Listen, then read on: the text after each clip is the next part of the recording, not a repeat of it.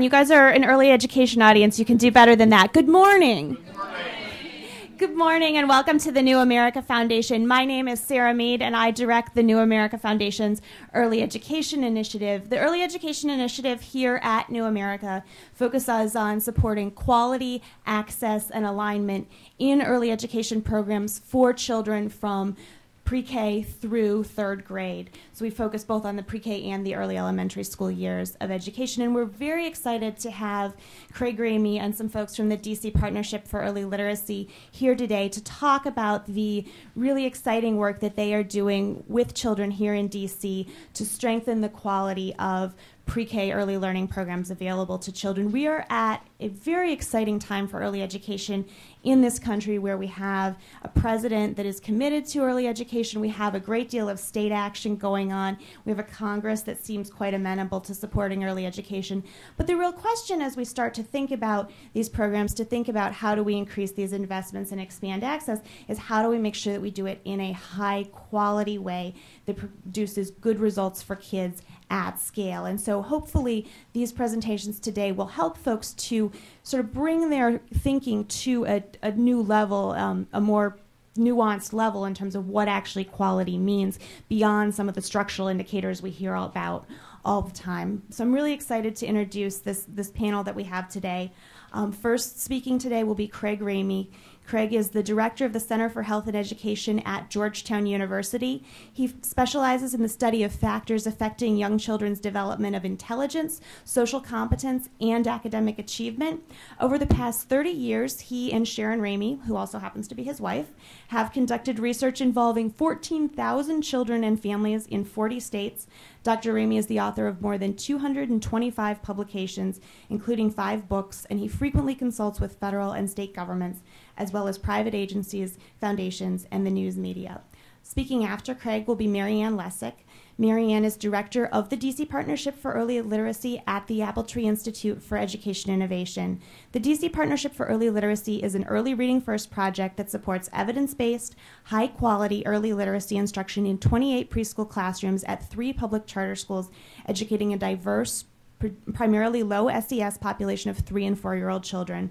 Prior to joining Appletree, Marianne worked with the Federal Early Reading First program at the U.S. Department of Education, and she's also worked as a teacher in the D.C. Public Schools in Ward 7. And we're very excited today that in addition to Marianne and Craig, we actually have a principal of a school participating in the partnership as well as a teacher speaking about their experiences with the program. Wendy Edwards is the founding principal of Early Childhood Academy, a public charter school in Southwest Washington, D.C., founded in 2005, ECA serves children in pre-kindergarten through 3rd grade. Prior to founding ECA, Wendy was an educator within the DC Public Schools for about 20 years, give or take. Tara Nixon is a pre-K teacher at Early Childhood Academy. She's been with Early Childhood Academy for 2 years, and previously she worked for about 5 years in a variety of early education settings, including teaching public school kindergarten in Prince George's County and working in Head Start programs. So we're very excited about this panel today and look forward to a robust discussion. Craig and Marianne are first going to speak and give presentations, and then we'll bring the entire panel up to hear from Wendy and Tara. Craig.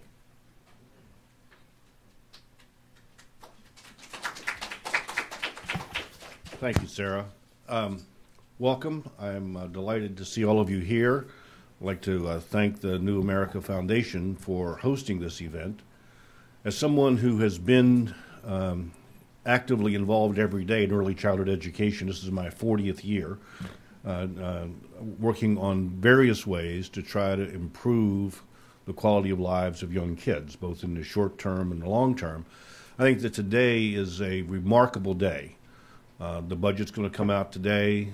There's going to be more resources for early childhood than there's ever been before in this country. I think we can count on that. And I think that the future looks very bright, as Sarah suggested. But I do think we face some challenges. And the challenges are really in the realm of quality. And do we have in place the mechanisms to know how well our programs are doing? And do we have the courage to fine-tune them when they need to be fine-tuned, as well as to celebrate the ones that are demonstrably excellent. So what I would like to do this morning is to give you just a little bit of an historical background, and then to highlight what I think are some of the really crucial issues that we need to address now, and then to allow a segue to occur, because we're here in large part because many of us believe that Washington, D.C. needs to be the Mecca for early childhood, and that we need a pre-K through graduate school demonstration of the finest quality education in the country, and that we know that Washington has challenges and has a long way to go, but as the nation's capital, we think that it is reasonable that within a half a decade to a decade that fortunes can be reversed, and people who are born in the district with the short end of the stick can fare as well as kids born anyplace else in the country. And we believe that that's in the best interest of the children, the families, the population of the district as a whole, its economy, and its social and moral climate. So with that as a background, let me give you a few slides. I don't think that this first slide carries much that's new, but I will remind you that the neurobiological and experiential evidence really suggests that this old notion of is it quality or quantity in early care was really a false dichotomy. It really is the quantity of the quality. And wherever children spend time, in their families, cared for by relatives, in pre-K programs, in recreational programs, that is their education. And that education varies from not adequate to excellent. And so we need to take a 24/7 perspective on the lives of young children, and every place we can put in place higher quality, we need to do that. We know that children, particularly children coming from lower socioeconomic and particularly intergenerationally poor families, arrive at school in kindergarten a year, 2 years, sometimes as much as 3 years behind their peers. We also know that children who come from highly educated, affluent families frequently come in not just as 5-year-olds developmentally, and not just as 6-year-olds, but as 7- and 8-year-olds. So the kindergarten teacher in the district, if she had a true random sample of children, would have kids who varied from about age 3 developmentally to about age 8. And if we give her the task, or him the task, of pulling the kids up from the bottom at the same time that he or she challenges optimally the kids at the top, we've just given her our society's biggest challenge. All of us get 24 hours in a day. In this city, affluent and educated parents live and die by the education of their children. They will go to great lengths to be sure that no opportunity goes unused. And so this is a particularly difficult place in order to try to level the playing field. We know that vocabulary and language competence broadly is a very strong marker for how children are going to fare. Not only is it a marker, but of course it's also a medium in which children gather information about every other aspect of life. So when we know that kids who come from challenged circumstances have much smaller vocabularies, frequently vocabularies of about 500 words, compared to children from highly advantaged families who may have as many as 15,000 words in their lexicon by the time they're 5 years of age. We also know that that children who have not had lots of opportunities for good social interactions frequently have difficulties adjusting to the social demands within the confines of a classroom. And because parents seek out summer experiences for their children if they have the means, we know from research that the gap between the haves and the have-nots tends to grow over the summer when children are not in good quality programs. The good news is we know that those are not necessary outcomes. Contrary to the bell curve, there is no evidence that people who are at the bottom of the socioeconomic ladder are doomed to stay there either for genetic or other reasons. We know that there are specific ways of instructing children that are fun and enjoyable and use play and warmth that also at the very same time boost their social and academic competence. And we know that the amount, there's a dosage effect. And I'll say a little bit more about that later. But essentially, I'll tell you in advance, a high-quality program that is a full-day program produces roughly twice as much gain as an equally high-quality program that's a half-day program. Now, our grandmothers probably knew that, but sometimes research confirms some fairly obvious things. I want to briefly mention one of the projects that I was fortunate to begin many years ago, back in the early 70s, that is frequently cited as one of the programs that produce short and long-term effects, and that was instrumental in part in leading to the development of early reading first, which is one of the focal points for the presentation today by the DC partnership. In education and other sciences, the way you find out whether something produces an intended change that is considered the gold standard is to do a randomized controlled trial. You identify a group of people who have something in common, in this case, highly impoverished, undereducated people. You randomly assign them to different conditions. You implement those conditions.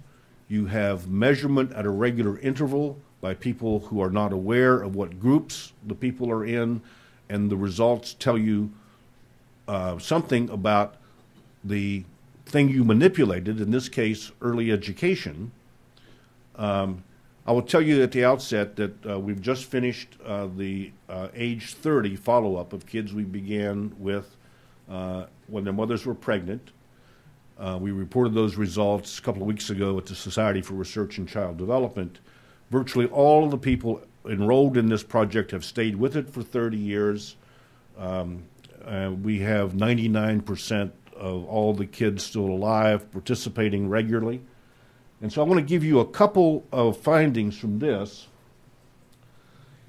This is a study in which the control group received free pediatric care, free unlimited nutrition, and family support social services. The treated group received those three things plus an early childhood education program that began in infancy. This is probably the most studied group of children on earth. We collect roughly 10,000 pieces of information per child and family per year and code them into our computers. This is a bottom line outcome looking at the children's cognitive performance from 6 months of age to 4 years of age. And the red always is for the children who received the early childhood education. The yellow always represents the control group. What we're plotting here is the percentage of children who remain within normal intellectual limits at each of these measurement occasions. That is, having a cognitive score of greater than 85. These are perfectly healthy, full-term children. what you see is that in red, 95% of the children remain within normal limits, even out to age 4, but there is a systematic drop across time so that by the time the children are 4 years of age, a little less than half of the children remain within normal limits. Bear in mind, this is even after nutrition, pediatric care, and social services have been provided. So these differences that exist then at kindergarten persist all the way through age 21 and now through age 30, and we understand why that is. If you enter a good school system prepared to do what a school system asks you to do, and you fulfill that, you arrive at the next grade ready to do the next thing. But if you come in behind, you make progress, but you do not make up for the distance you are behind. And so this is out through age 21 on terms of reading achievement. And kids who had the early childhood education were less likely to be retained in grade or placed in special ed. Big real-world outcomes with personal as well as economic consequences. This slide summarizes several dozen publications from this project. It's only to say that the effects are not just in the cognitive realm. The effects are broad. The effects are on both children and children's parents, and they persist through time. And as a matter of fact, Jim Heckman and Steve Barnett have done the cost-benefit analyses to suggest that this program certainly more than pays for itself by the time the kids are 21 years of age. We replicated this study in 9 separate places around the country with the same results. And there have been a number of large-scale programs enacted under federal sponsorship within the past 15 years, and many of those programs did not achieve the intended results. And I think that this list here explains why some of those programs didn't succeed.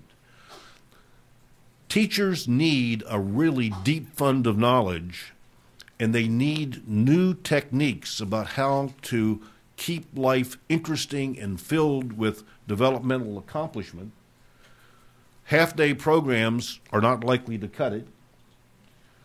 Individualized instruction is the hallmark of quality education. That's one of the things you're going to hear about from Mary Ann in a little while. I think that the low expectations, that notion has been talked about at great length. If you have low expectations, you will probably have people who achieve at low levels. Sometimes you go into pre-K programs and you see programs that are too harsh. If you walk into a pre-K program, you don't see kids smiling, you don't see a lot of laughter, you don't see active engagement, you're not looking at a high-quality program. And unfortunately, we have allowed in this country some poor quality programs to continue for a very long time. I think it is not overly dramatic to say we are using public dollars to harm some children because the quality of the programs that they are in is simply not adequate to their development. The question that some people think is the most important question is, can we scale up small-scale programs that are successful and achieve results of a comparable magnitude when we implement them statewide? I've had the great fortune to work with Louisiana over the past decade to help them conceptualize and implement their program for 4-year-olds, for disadvantaged 4-year-olds. And I want to tell you some of the results from there because Louisiana is a relatively poor state. It has a huge number of children who don't do well, who drop out early. And they had a visionary superintendent who really bought into the notion that pre-K could potentially be a real help. And so the program was implemented.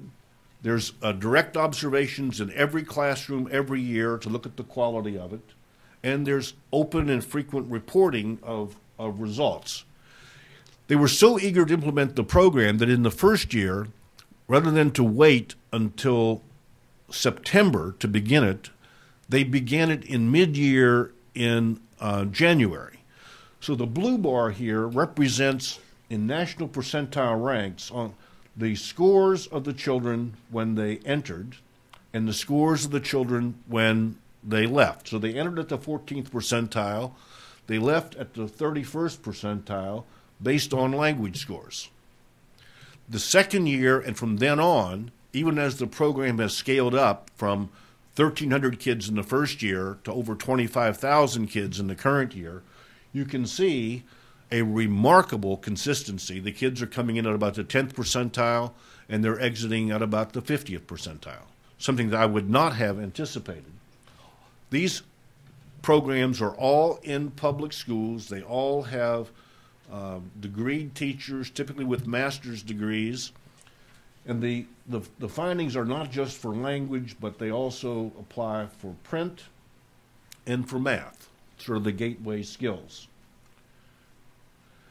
In addition, as in the Abecedarian project, even early on, there is a reduction in the likelihood of children who have gone through the Louisiana program from being retained in grade compared to peers who didn't have the program.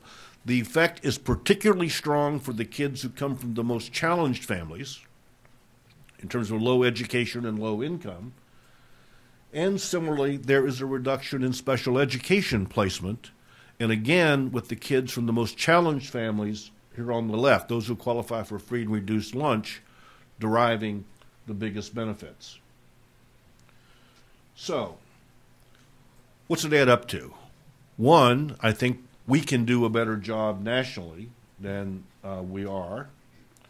That the benefits will be much more than just academic benefits. That language competency, which we'll talk about in greater detail, is a true gateway skill for these kids. And that we need to make strategic investments to yield substantial social and physical benefits. How do we do that? Well, it is truly complicated. It's complicated politically. It's complicated in terms of developing the infrastructure that now does not exist. In the last page of your handout, there is something I won't go over, but it's something that we're calling case theory, meaning it's an acronym for Knowledge Application Information Systems. And you're going to see this illustrated in a case example from the Apple Tree Early Childhood Academy programs. But I'm making an argument that we need a much more systematic approach to look at the quality of what's going on in the classroom, to look at the progress of children across time, and to use that information to be fed back so that we are targeting our professional development to where it needs to be targeted, and we are tailoring the program to individual children in much the same way that a great tutorial in college tailors the information to where the learner is. That is doable within the context of the district. It is doable by people who engage in continuous quality improvement.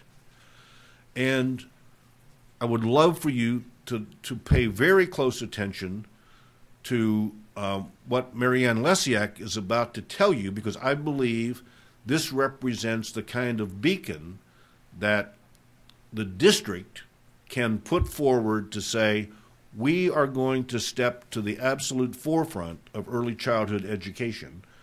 And so, Marianne, if you would put flesh on these bones, we would appreciate it.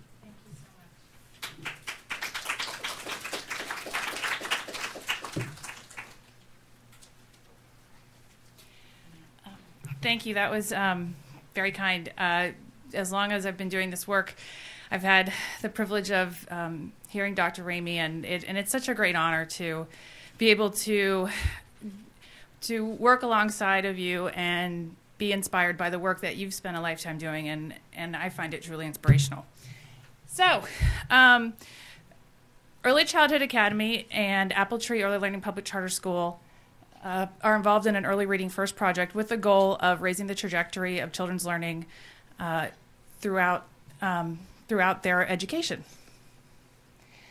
Early Reading First is a direct discretionary grant that comes from the Department of Education, and the goal of the program is to turn good early childhood centers into centers of educational excellence for young children. One of the things that we start with, though, is really focusing on what a good early childhood education quality program looks like. So before we even started doing any of this work, both Early Childhood Academy Public Charter School and Apple Tree Early Learning Public Charter School had some really strong input-driven structures in place that allowed for the creation of, or for moving from good to excellent. And those things, I think, are things with which everybody here is familiar. There are lead teachers with bachelor's degrees. They are highly qualified in accordance with NCLB paraprofessionals. And I think by and large, the leadership hires people who are really interested in early childhood education. They're warm, they're nurturing, they have good affects, and they like kids. And you would think that would be a standard across the industry, but not always. Additionally, the schools have low student-teacher ratios so that children have the opportunity to interact with these nice, friendly, well-educated, and qualified people. And they have other good things like safe, appropriate space, good health and safety practices, all the things that you would want for your child in a preschool program. Through Early Reading First, there are mandated activities that are required, and those include professional development, ensuring that the environment is print and language rich, and this is scientifically based reading research is the acronym that's in the legislation. So I think now we call it evidence-based instruction. And using screening reading assessments to identify children who may be at risk. Interestingly enough, actually doing something with that data is not part of the legislation. But I think that's something that I think that we took to the next step. So I think everybody sort of gets this whole creating a print language-rich environment. You have lots of books that are related to interesting themes and content and are available for children. There's center-based play. Oftentimes, people sort of think that that is a dichotomy, that if you're going to have a structured, academically focused program, that you're eliminating play. I think, by and large, what you're doing is actually increasing the richness of that play, because it is the work of children. That is how they learn. So you you stage play so that they actually have the opportunity to engage in the things in which you want them to learn. And obviously, teachers, children's work reflects important thematic content and their own authentic purpose. We're talking about a language and literacy-rich program, one that sort of prepares children to be successful in kindergarten. You want them to engage in these not on, copying the C or putting the macaroni on the A, 15 times. You really want them to use this information in a way that's meaningful for them. And as anybody who knows young kids, that's in play. So, and then teachers obviously have to engage in responsive conversations with kids and really use the content and the vocabulary that they want the children to learn. We use an evidence-based curriculum. It's focused on the knowledge and skills that you want children to learn. And it's a balance of explicit teaching and implicit. And obviously the schedule allows for student choice throughout the day. Now, for using screening reading assessments, this is our second sort of project. And in the first one, where we did do some baseline and outcome assessment with kids, we saw a general movement in the trajectory of all children's learning. All children went up. But as Dr. Ramey mentioned, just because all children go up doesn't necessarily mean that you are closing the achievement gap. It just means that all children are learning something. So our evaluator for that project basically said, Marianne, this project is doing well, but the greatest predictor of where children are at the end of the year is where they came in at the beginning of the year. And I really wanted to cry. So when we were lucky enough the next year to start over again, what we said that we wanted to do was really focus on ways in which we could change the trajectory and accelerate children's learning so that children who come in with the greatest need receive more targeted support and make greater gains in learning. And we did that by adopting a response to intervention model for preschool. And basically, response to intervention just means that children who need more get more. Most often, this is sort of the core components of response to intervention. And we funded this through using screening reading assessments to actually implement this system. So thinking about doing universal screening, using a high-quality Tier 1 instruction, and that's just the program that everybody gets every day. And then sort of following the children and finding out who's really benefiting and who needs more support. And that we do that through regular progress monitoring.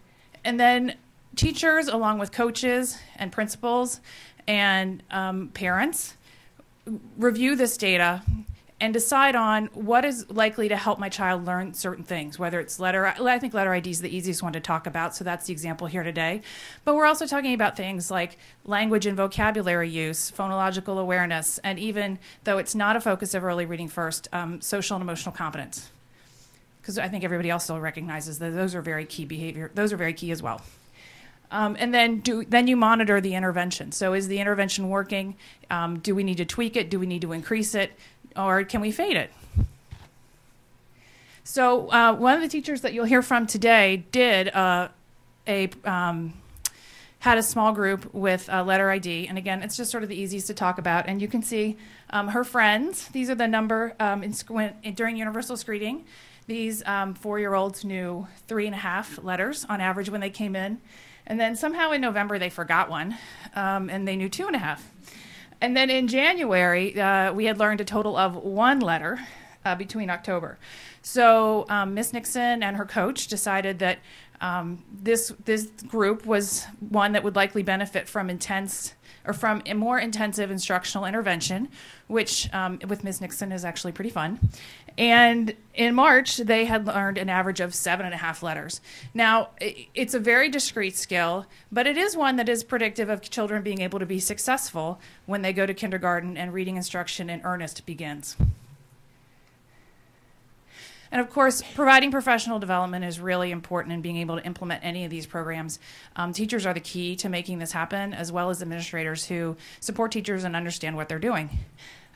So we develop a PD system that's based on multiple data sources, including child outcome from observational assessments of instructional quality and classroom quality, as well as qualitative feedback from teachers and coaches. And those are the topics. And we use a multiple delivery system, which I think is really important. The more and more we do this, the fewer and fewer workshops we do. And the more we invest in sort of site-based professional development, which targets sort of individual sites for specific needs that they may have, and also really beefing up coaching so that coaches have the opportunity to work with teachers where they are and really meet their needs. Okay, so this is interesting, and I really hate the new Excel chart thing. I haven't really learned to use it, so you'll have some old Excel charts and some ones like these that aren't as good. But this was last year, and in the beginning of the year, this basically gives you the distribution of Peabody Picture Vocabulary Test scores by percentage. So 80, and those are standard scores. So 41% of the kids who entered last year had a PPVT score of less than 86. And generally, and 86 is not a B with these. What this means is that 40% of the kids, if we were using a discrepancy model, could likely have been identified for special education. So this is a group that's significantly at risk. The red bar is the percentage of kids who scored between 86 and 99. On this sort of assessment, 100 is the 50th percentile. So you've got still a significant amount of kids who are not in dire risk, but who are below the national average in the words that they know, which obviously impacts their ability to comprehend. And then 23% of the kids are above the national average, or at or above. So over the course of what I did was we sort of disaggregated the data, and this is growth in letter ID across a year, disaggregated by where the kids started. And obviously letter ID is sort of a highly constrained measure because you can only get to 26. That's the score. Nobody gets more. So what you can sort of see is that our at-risk kids start farther behind and that gap starts to close. which I think is important. But again, it's a highly concrete skill, and it's pretty easy to teach in programs, and it's highly constrained. Looking at this score, this is that same disaggregated data, but based on children's ending year PPVT scores. And this, I think, is a little more exciting because we all know that it's pretty easy to teach kids to decode. You put the letter, you put the sound, you put them together, and then you've got reading, or you've got part of reading. But true reading involves comprehension, and what is the meaning that kids are getting from the word or from their reading. And what this shows is that not only did kids who started at the bottom learn more words, but they learn them faster than kids who were sort of in the middle group and at the high group. Everybody learns, but the kids who started off at the bottom learned more, and they learned more quickly.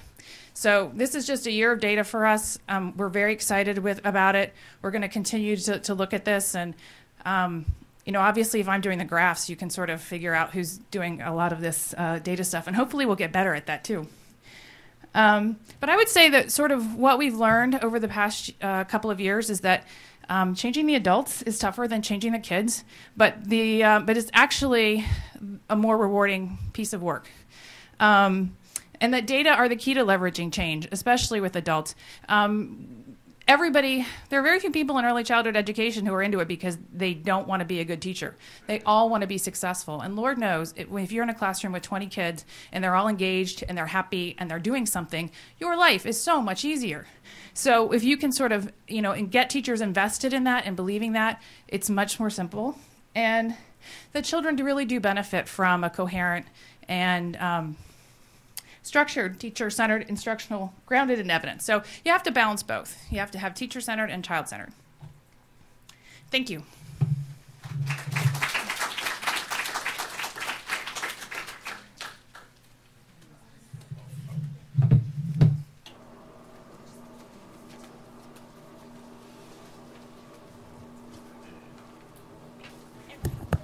Hear from Ms. Edwards and Ms. Nixon in just a moment as folks get settled. But while folks are getting settled, I wanted to just let folks know that the pictures of children that you saw, playing and engaged with books on the PowerPoint slide while you were coming in are all children who are students at Early Childhood Academy. So it's just a great example of, really seeing some of the exciting things that are going on there.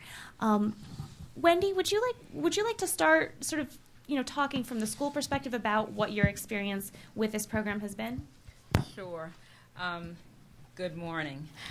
Our school opened in 2005, and we are in Ward 8, Southeast, in the Washington Highlands section of town, which is a very low-income section of town. Most of our children qualify for free and reduced lunch. So children who come from that community bring with them many challenges beyond just the academic challenges. We started our program with the curriculum that was included in our charter school application. And it was not really a curriculum, it was more of a curriculum framework for our teachers. It emphasized a child-centered program with center-based activities, large and small group instruction, and we focused on all of the developmentally appropriate practices for early childhood students, but it didn't provide our teachers with a lot of the structure and support that we felt they needed to really feel that every child was going to be successful. There was an assessment system that was a part of this program, but it was an observation-based assessment system. So the children were monitored and assessed through the teacher's observation of what they could do and what they could accomplish, and the teacher is then scoring how much progress they had made. Obviously, there's some inherent flaws with that system because teachers often tended to overstate the progress the children were making, not because they were trying to be deceptive necessarily, but because early childhood teachers are just very optimistic. And, early childhood teachers take a little grain of growth and say, oh, wow, this child is doing well and this child is moving forward. So I think that for us, it did not give us the information that we needed to know what we needed to do next. What was happening was that using this observation-based assessment system, all of our children did fantastic by the spring. So, we were looking at assessment data that said, hey, we're doing great. All our children are doing well. And in the spring, during the spring assessment, all our children had made miraculous growth. However, we knew that was not necessarily true.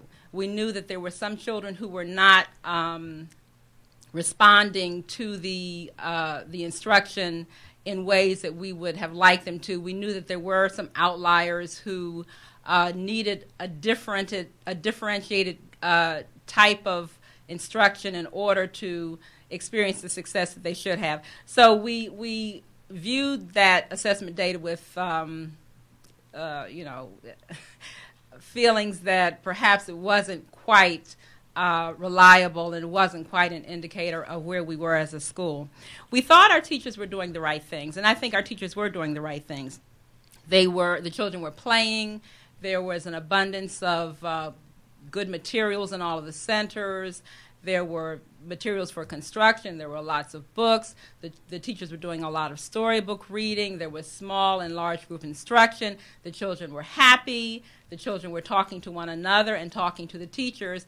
But somehow, even though all of those developmentally appropriate practices were being utilized, we still did not feel we were getting the results that we should have been getting. And so we met Mary Ann and we visited Appletree, and we learned about the ERF grant that Appletree was actually on the tail end of in 2007. Yes. Yeah. Yeah. And we talked about our philosophy of early childhood education, and we found that our philosophies were very much the same. But what Appletree was doing somehow seemed to just be right, and what we were doing seemed to need a little more support. So Mary Ann and her team came and visited our school, and we brought a team to visit the Appletree school, and we decided that this partnership would work. We started in the ERF grant actually last school year, and we used the curriculum that was mandated in the grant, which is the OWL curriculum. We participated in the professional development that was offered by the grant, which included not only going to a training, but as Mary Ann said, actually having that support in the classroom to ensure that what was learned in the professional development training was being implemented in the classroom. We kept the same philosophy for our early childhood program. Still, we were focused on play, learning through play, but through the grant, we were able to, I think, craft a program that was much more intentional, much more focused, and much more language and literacy rich. I think that the teachers gained a lot of confidence through the grant because they began to understand why they were doing the things they were doing. I think there's kind of a sense when you're working with young children, they're supposed to play, and I'm supposed to talk to them, and I'm supposed to read them books, but there's not necessarily a clear understanding of why this is very important and how the child is learning as you are talking to the child. And so that's something that I think the grant really helped us to fine-tune. The big piece, I think, for us was the progress monitoring, which provided us with a comprehensive data system that gave us at every benchmark period very clear information about how classes were doing as a whole, how our school was doing as a whole, but also how individual children were doing. So it not only helped us to know for what children we needed to provide some differentiation, but it also helped us to know what teachers need to do to improve their instruction. If a whole class is not doing well in some area, then we need to talk to the teacher, okay, what is happening? What kind of instruction are you delivering? Because clearly the children aren't getting it. So that gave us a lot of help in really fine-tuning our instructional program. The progress monitoring also, of course, supported Tier 2 plans so that children who were the outliers, who weren't necessarily making the progress that we would have wanted them to make, were now given an individualized plan or a small group plan that was based on the data that we received from that child. We knew exactly where the areas of challenge were for that child, and we put a plan in place just to target those areas along with the RTI coordinator. I think also the professional development through the RTI coordinator and the curriculum coach were key for our growth and development. I think that professional development is great and going to trainings is great, but oftentimes what happens is you go to a professional development, you hear all this wonderful stuff, and you're all pumped up, and then you go back to your classroom and you do the same thing you've always done. And I used to always think, if teachers just got enough professional development, they would be great. But I realize now that it's more than just giving them that information. You've got to give it to them, and then you've got to support teachers in actually using what they've learned in the classroom. I think the RTI coordinator and the curriculum coach really helped us to support teachers in using what they'd learned in the classroom. There was someone there to provide some recommendations, to give guidance and give them feedback on what they were doing and what they might want to do differently. I think that the combination of all of these components has really made our school much stronger in terms of early childhood instruction. I think our teachers are more confident, more comfortable, more knowledgeable, and feel more successful. And most importantly, I think our children are much more successful and much more prepared for kindergarten. Great. And Ms. Nixon, I know we've already heard a little bit about your students and the progress they're making, but can you tell us more about your experiences and the work you do with your students? Yes. Good morning. Children have many ways to express what they have learned, and one way to capture what children have learned is through ongoing assessments. At first, I knew assessments were important, but I would do them because I had to, and then I would just put it aside or put it in their portfolios and really didn't use it. And going to the professional developments really helped me realize that I need to use these assessments and to determine my kids that are struggling in the classroom and help me track the progress of my kids throughout the year, and to help me plan more meaningful plans and ways to implement what they were struggling with through the assessments. And it also gave me specific examples to share with my parents about their children. During conferences, you may tell your parents, they need help with letter identification, and they're like, show me proof. Well, with these assessments, I have proof throughout the year. For example, one of my students, I will call him John. He is a very shy student. He has limited vocabulary, some attendance concerns, and he also struggled in letter identifications. Although he participated in the Tier 1 instruction on letter identification that I provided to all my students, he was not making progress, and he lagged far behind most of his peers. When he was assessed through our progress monitoring, he only knew one letter. I was shocked. He was 4 and only knew one letter, and that was the letter in his first name. I was like, what will I do?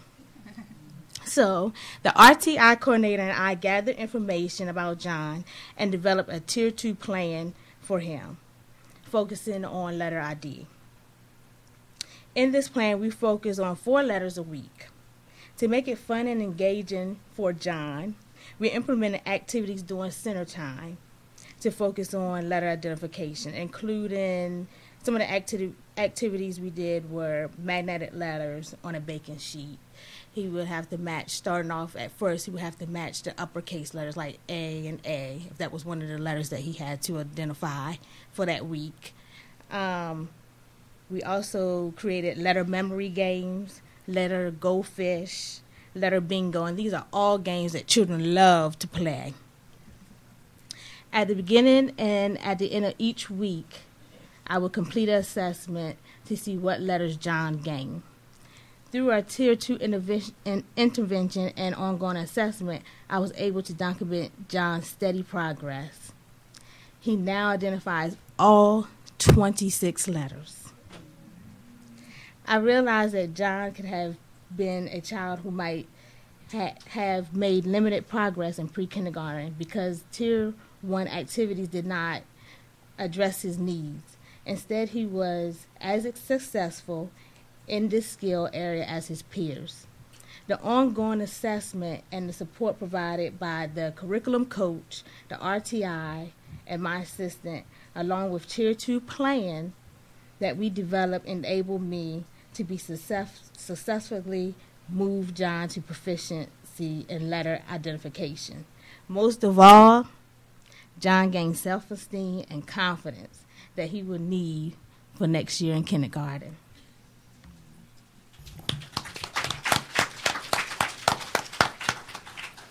Thank you so much for sharing that with us. Before I open it to questions for the audience, I want to sort of exercise the moderator's prerogative and ask a few follow-up questions of my own. And this one is primarily for Craig and Marianne. You know, we've heard this great story from Ms. Nixon about her students' progress, and we've seen the data and heard you sort of make a case for using progress monitoring and using assessments to look at children's performance and what children are learning. But we also know that there are some folks in the early childhood world who find this quite controversial, that the idea, there is concern that measuring children's outcomes might be harmful to children, it might undermine good practice, or that it's somehow antithetical to focusing on the whole child. Can you just talk a little bit about that and help me understand sort of what your thoughts are on that debate? How many of you have ever taught a classroom of 4-year-olds? If I said, if you had a class of 15 to 20, and I said to you in October, end of October, tell me the number of letters that each of your children know, how confident would you be that you could just off the top of your head do that? Most of us can't hold that much information in mind all the time. And so I think one of the reasons for these assessments, I wish someone had told me when I was in kindergarten, look, kid, there are 26 letters in the English alphabet. They are arbitrarily arranged. You need to memorize them, because after you memorize them, we're going to teach you how to do some interesting strings with them. But before you get there, well, a lot of kids don't get this, and it's crucial. It's sort of like math. If you don't understand that the numbers represent certain features of quantity, you're not going to ever do higher order math. Of course, we want early childhood programs to be filled with fun, laughter, happy teachers, happy kids.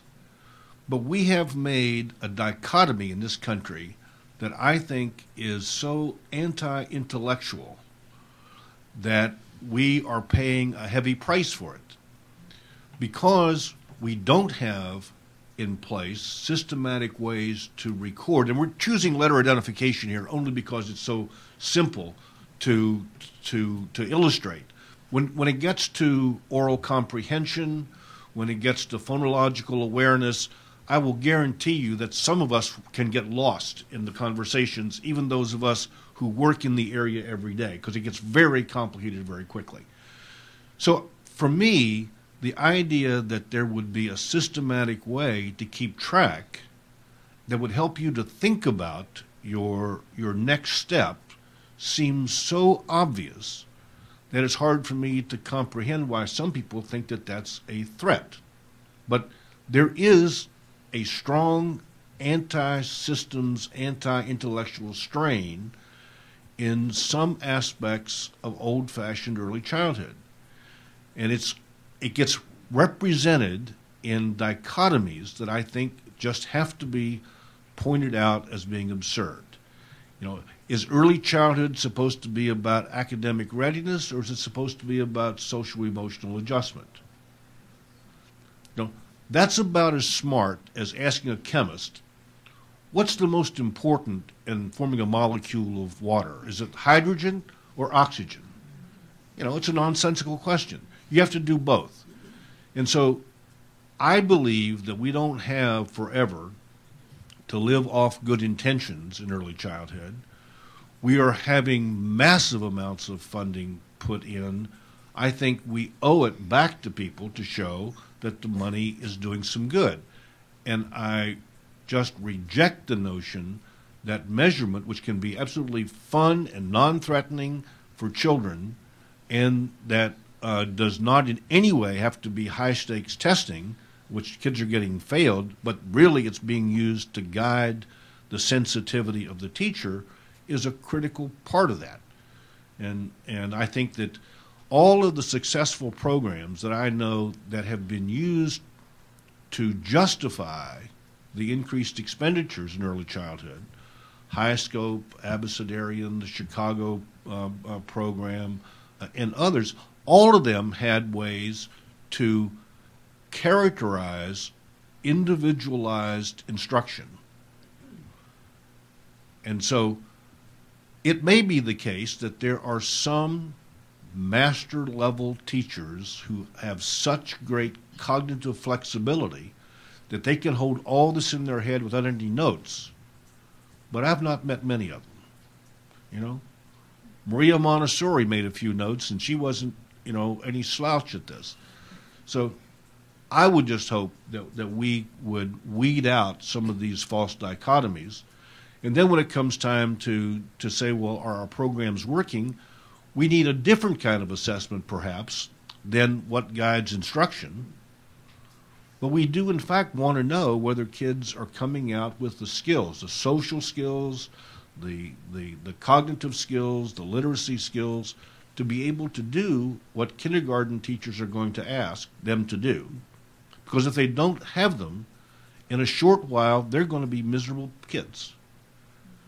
By third grade, we can predict with alarming accuracy which kids are not going to make it, which kids are going to drop out.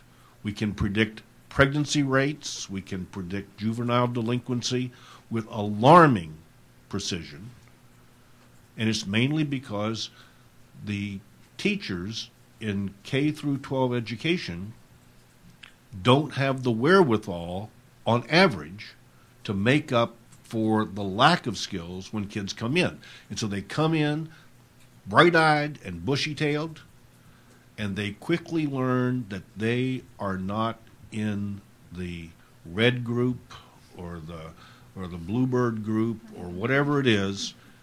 And by third grade, their heads are down, their gaze is averting the teacher, please God, don't call on me, you know. And that's when the rescue efforts we've done to date aren't really very stellar.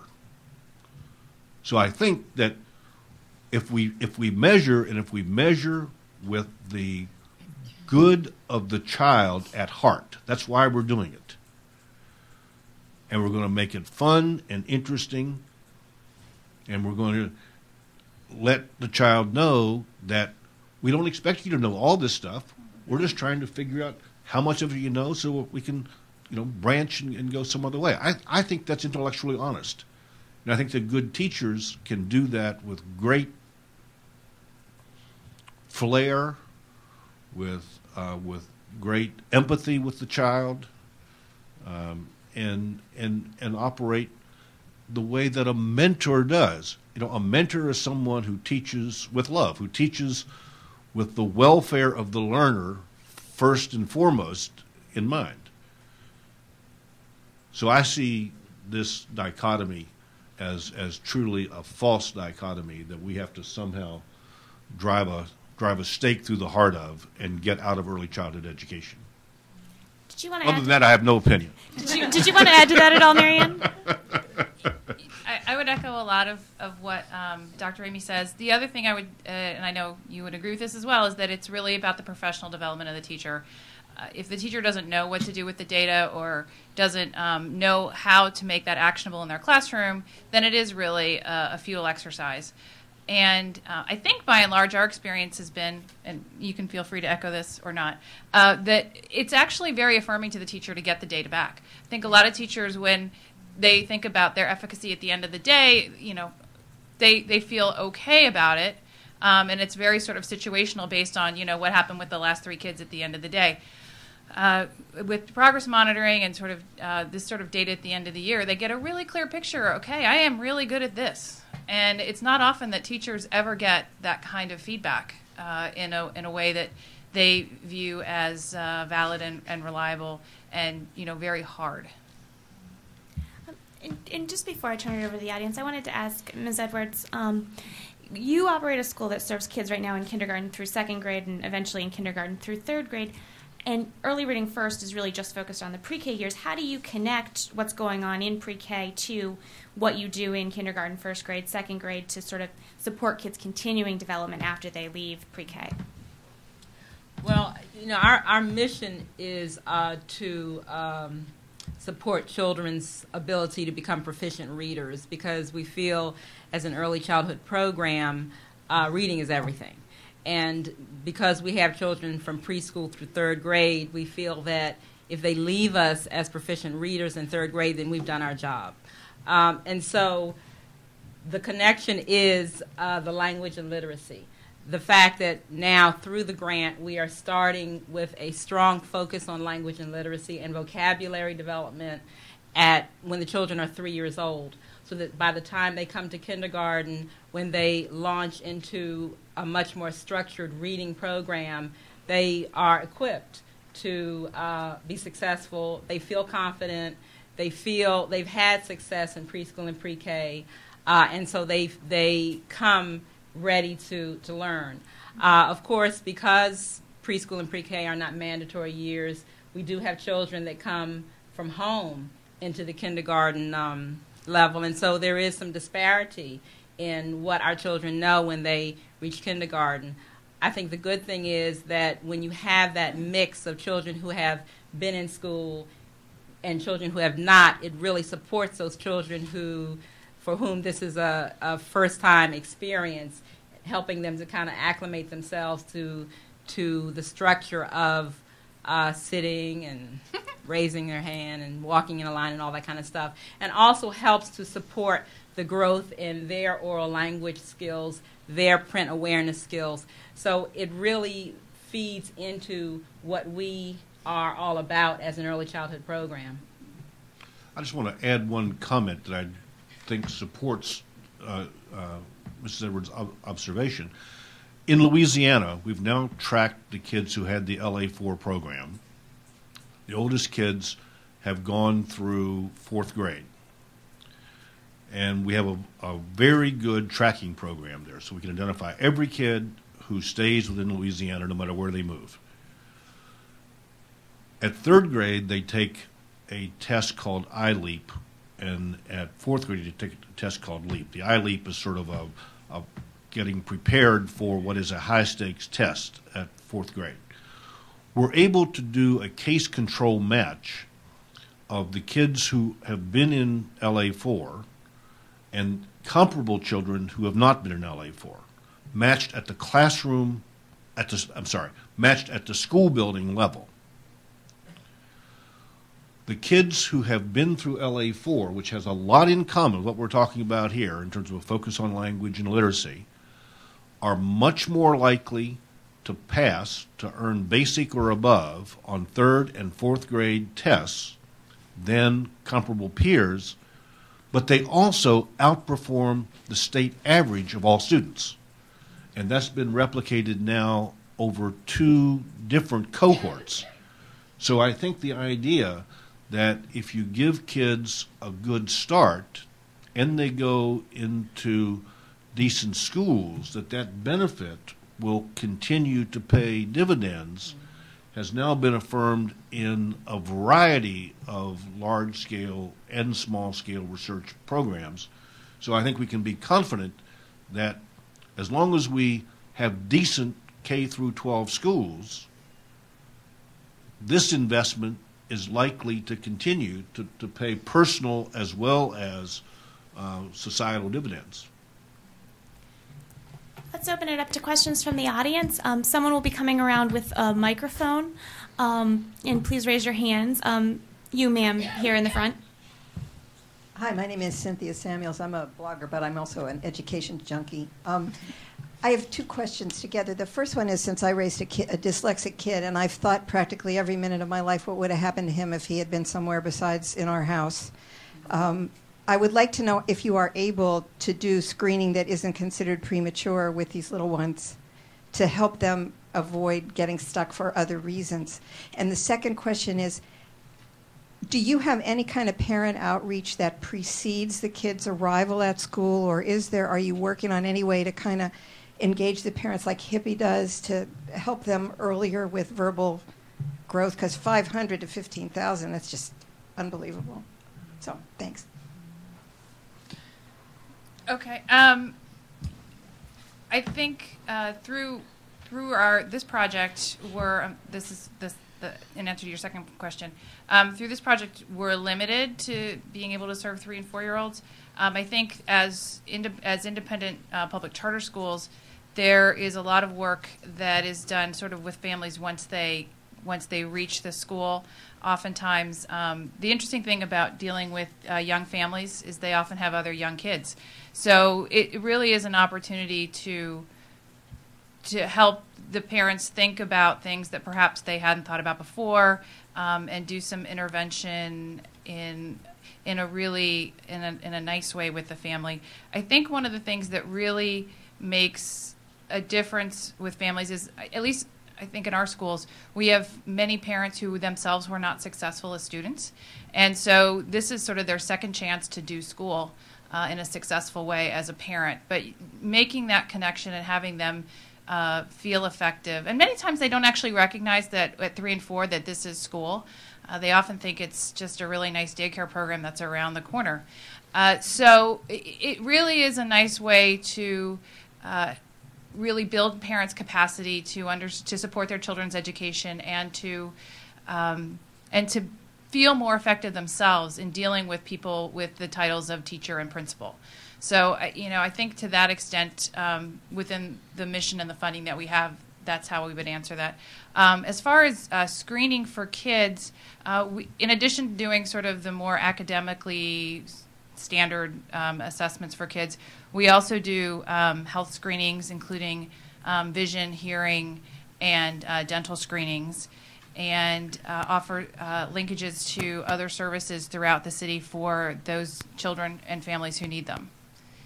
Is that an answer? Well, if the kid it looks like they're going to be dyslexic or have sequencing problems and things like that.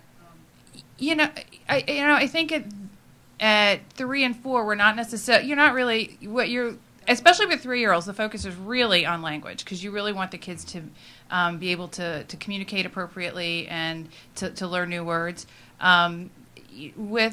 Because we're not actually at 3 and 4. At 4, we're not teaching kids to read. That's not the mission of our program. So we're really not at that point where where sequencing becomes necessarily something that a teacher would notice. I think there are often times when we do spend a lot of time with parents, because I think we do have some very reflective practicing teachers who, if they sort of notice that something is a little off with the child, spend a lot of time talking with the family, finding out what they think about, if they've noticed anything that's developmentally different about their child, or working through those kinds of discussions with parents. But again, at 3 and 4, we're really, starting those conversations with parents. You might want to be aware of some work that is ongoing now that has linked some auditory processing difficulties particularly in phonological awareness, to learning disabilities early on. Sally and Ben Shaywitz at Yale and Mike Merzniak and Paula Talal on the West Coast, both in their labs have demonstrated that some kids have an auditory processing problem in which about the first 1/4 of a second, 250 milliseconds, there's a noise that masks what other people hear. And it leads to sort of a muddying that makes it difficult for children to learn things like letters. And they have developed some screening techniques to screen for that. They tend to be computer-based and are pretty sophisticated. But the good news for you is that when they do screen for it, they've developed a technique to elongate the 250 milliseconds without distorting the harmonics or the frequencies, so that over a number of trials, kids can come to appreciate and overcome the auditory deficit that they have. And so this is quite new stuff. So I would just suggest that you take a look there. Additional questions? In the back. And please do say your name and the organization that you're from when you ask your question. Thanks. Good morning. My name is Magoy Chigana. I am an education reporter with Education Daily. Thank you for having this. Just to kind of piggyback on the previous question, there's this debate between family literacy and the early reading first grant. Even Start, you will find out later today, it has been eliminated. The president is proposing to get rid of that program. So my question is, how do you work with parents and families to help their kids learn how to read and develop socially and emotionally?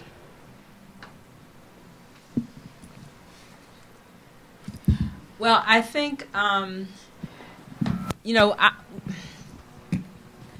3-year-old grade level is the most popular grade level. We always have a waiting list for the 3-year-old class.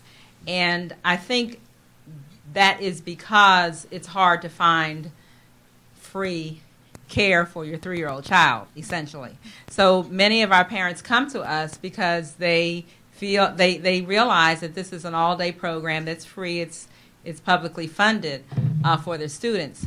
So our job is, once we get them, then to help them to see this as more than just daycare, and to help them understand that this is a wonderful thing that you're doing by putting your child in school at 3. This is a fantastic opportunity for your child to grow and develop in terms of vocabulary and awareness of print and all that good stuff, and to then begin working with those parents so that they realize that this is not daycare, that this is school, that their child needs to come every day, and there are things you need to do at home.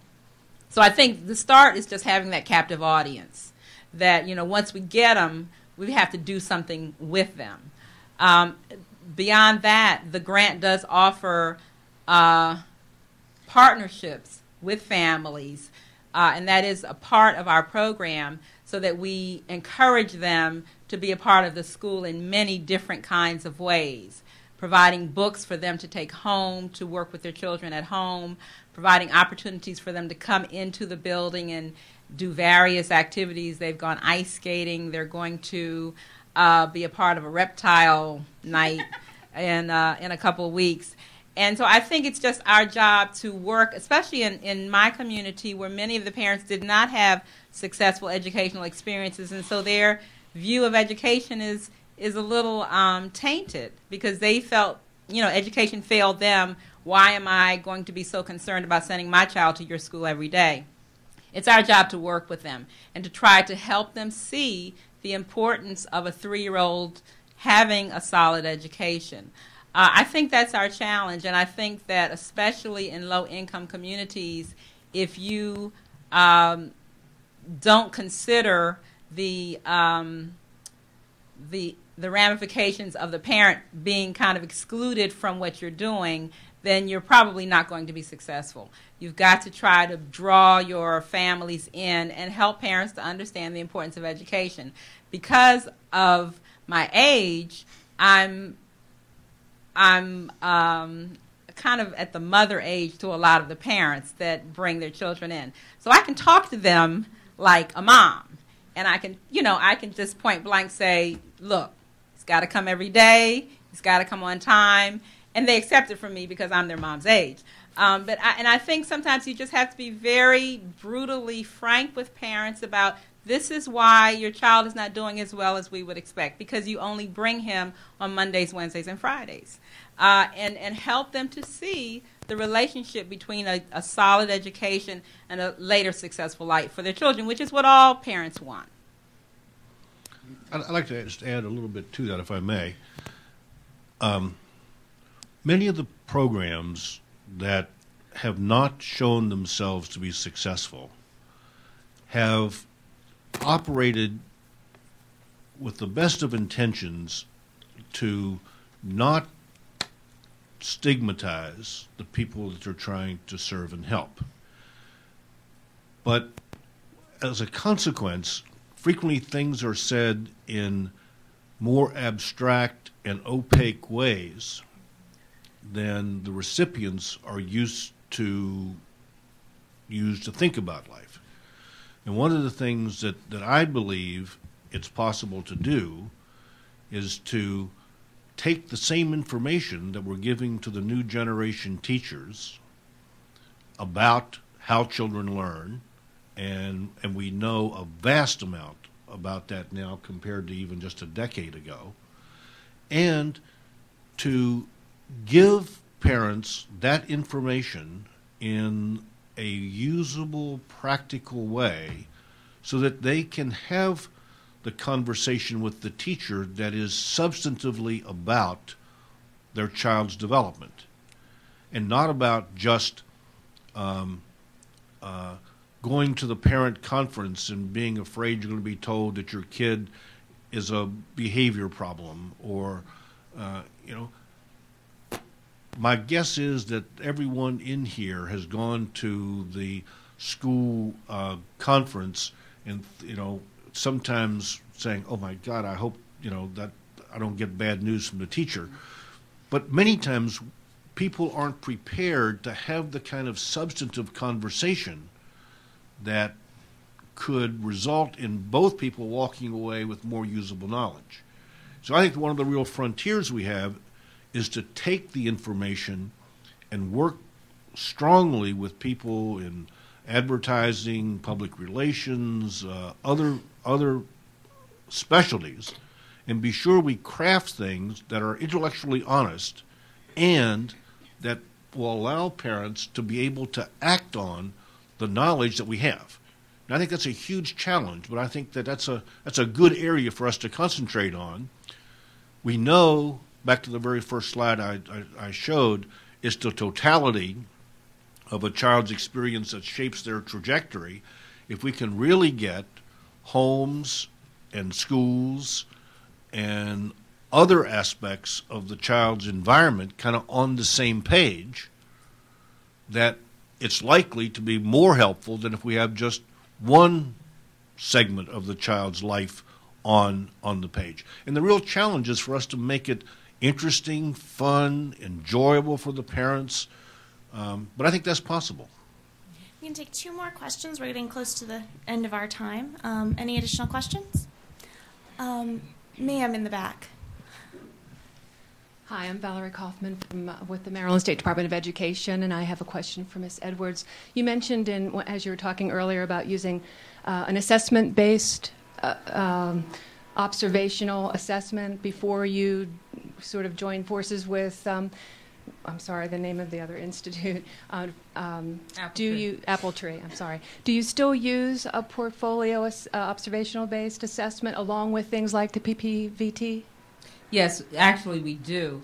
We are, in addition to being a part of the ERF grant with Appletree Institute, we're also a Head Start site. And so Head Start actually mandates that we use the observation-based assessment system. So that just, provides us with additional information about our children, and it's helpful because we can see, how we fare in our observations as opposed to in the more objective assessments. But we do still use it. Any additional questions? One more question. Ma'am, here.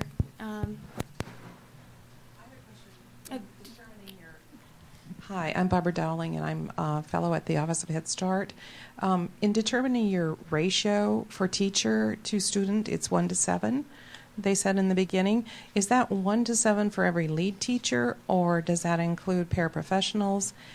I'm just curious about that. It's adults in the classroom.